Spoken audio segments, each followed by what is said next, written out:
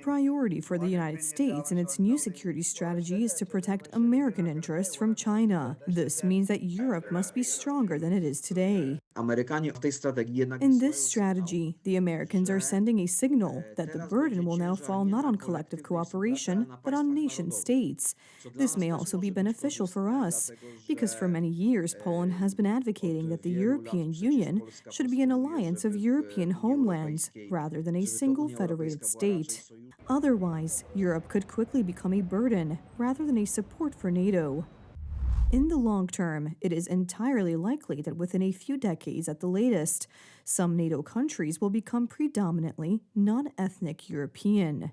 Contrary to the propaganda of left-wing liberal politicians, including those from Poland, this does not mean the withdrawal of the U.S. Army from Europe, but a thorough restructuring of the security architecture and the creation of a new U.S. sphere of influence on the old continent. I have the impression that this is also drawing conclusions from what destroys and divides the community.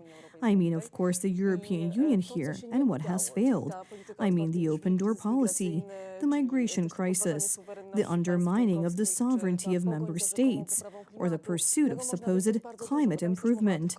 There are many examples. Americans point to the undermining of political freedom and the sovereignty of nation states, a migration policy with tragic consequences, censorship of freedom of speech, suppression of political opposition, falling birth rates, and the loss of national identity. These concerns are shared by the Polish National Security Bureau. If current trends continue, the continent will be unrecognizable in 20 years or less. Therefore, it is not clear whether some European countries will have a strong enough economy and army to remain credible allies. This is, of course, primarily about Germany. The head of German diplomacy, Johann Wadephul, has already responded to criticism from the U.S. administration. The United States has been and remains our most important ally in NATO, but the alliance concerns political and security issues. Of course, we also share common values, but freedom of speech and the functioning of society are matters for Germany, not NATO. We do not need outside help in these matters. They are regulated by the German constitution. However, facts cannot be disputed.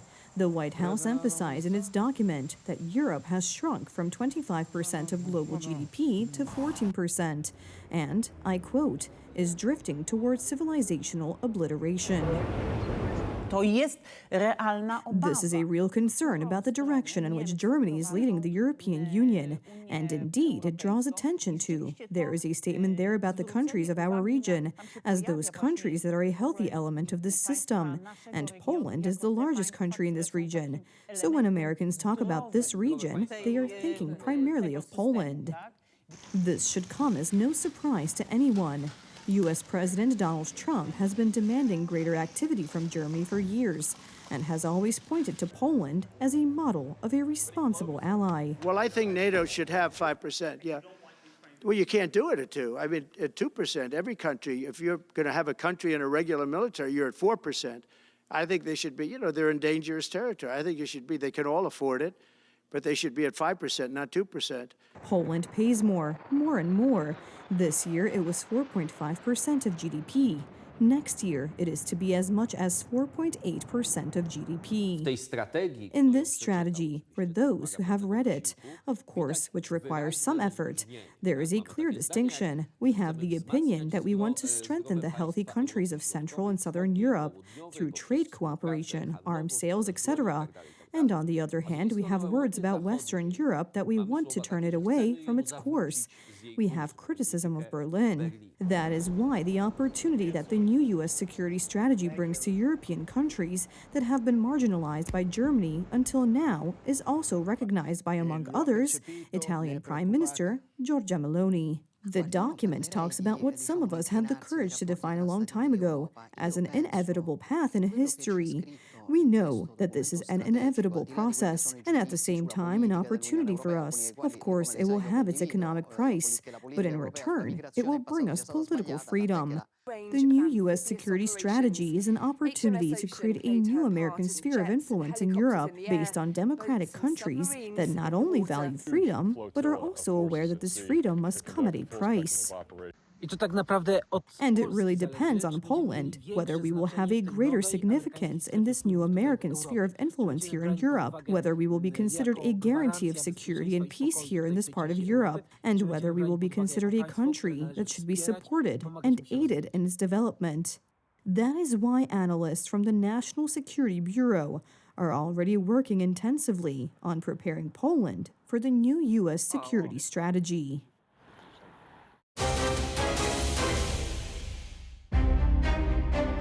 Brussels officials are entering the internet, and they are punishing disobedient social media platforms. First up is the portal of billionaire and inventor Elon Musk, 120 million euros, or almost half a billion zloty, for allowing users to write whatever they want on the portal. Failure to comply with the non-compliance decision may lead to periodic penalty payments on top of today's fine.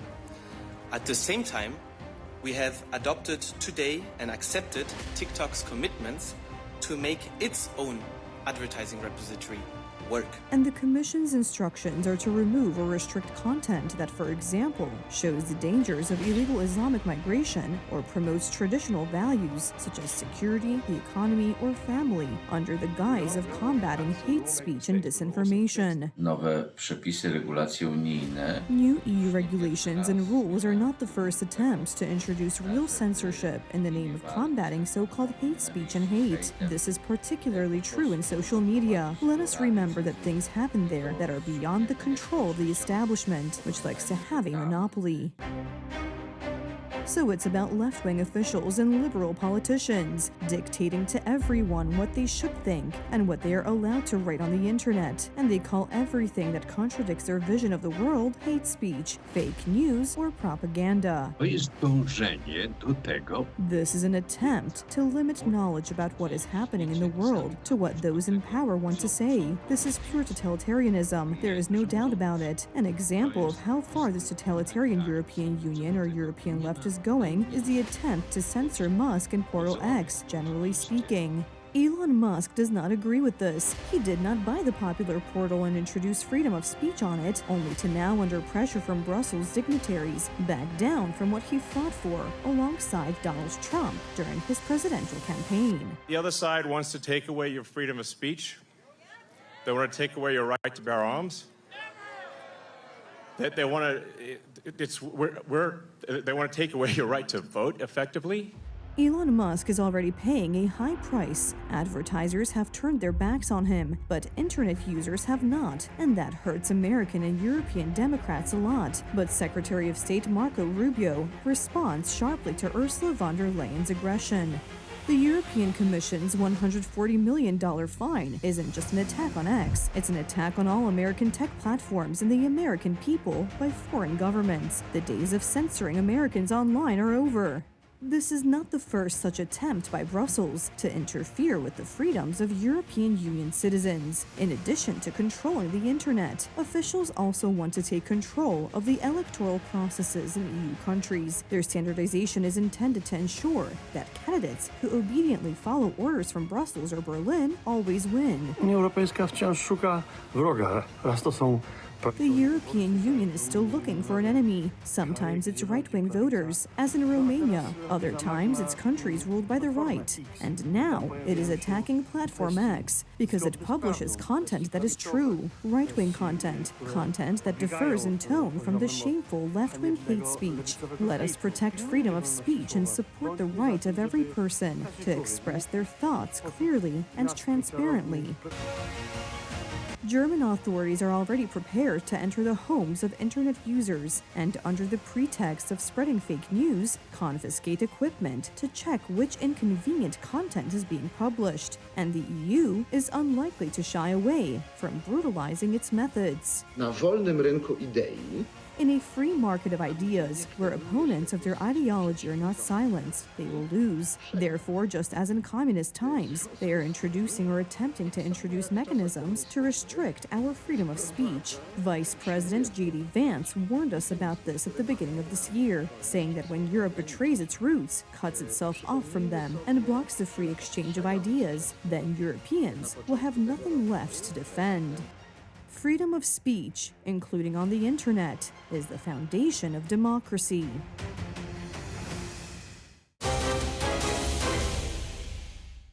A speeding car crashed into a food truck parked in the French tourist town of Sainte-Anne in Guadeloupe, injuring 19 pedestrians, including 7 children. The 45-year-old driver, who tested positive for alcohol and marijuana, was arrested. The group hit by the vehicle was buying food from a food truck about 20 meters away from the square, where the Christmas lights had been lit earlier. Le bilan fait état de 19 victimes. We currently have 19 people injured. 16 people suffered minor injuries, and 3, including a 10-year-old boy, are in a critical condition. However, I want to assure you that none of them are currently in a life-threatening condition. Shortly after receiving the call, more than 40 firefighters, 7 ambulances, at least 20 gendarmes, and emergency services were mobilized, and a medical and psychological rescue unit was also activated.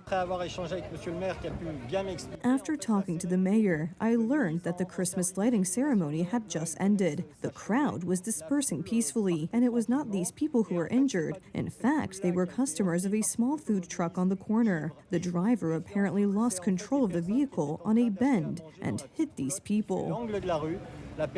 According to a source close to the prosecutor's office, the suspect had to be literally freed from the vehicle by the police after he was nearly lynched by people at the scene. A real celebration of St. Nicholas Day at the Polish Presidential Palace. There were gifts and, of course, decorating the Christmas tree. The decorations were provided by students from the State High School of Fine Arts in Zakopane. We were invited by the Polish Ministry of Culture and the First Lady to decorate the Christmas tree at our school, which was both an honor and a challenge for us. I am studying artistic textiles, and like all the girls in this specialization, we made Christmas tree ornaments wrapped in colorful wool.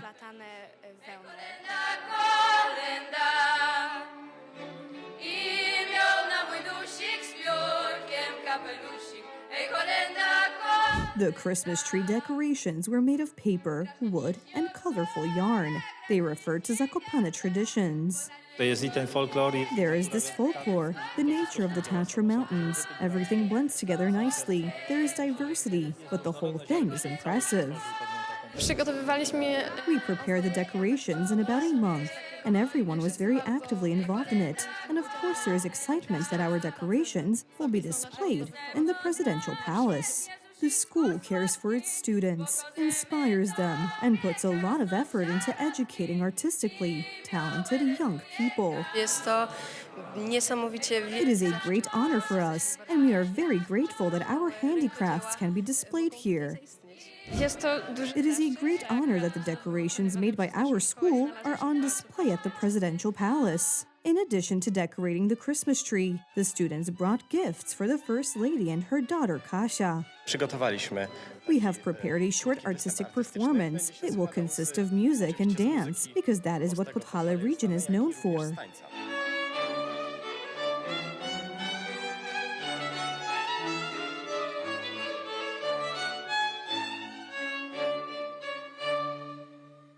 The school in Zakopane was founded in 1876 by the Tatra Society. Its aim was to support the poor Highlander population and local industry. The history of the school illustrates the enormous effort put into educating artistically talented young people. The year 2026 marks the 150th anniversary of the school's activity. The honorary patronage over the anniversary celebrations was taken by the President of Poland, Karol Nawrocki.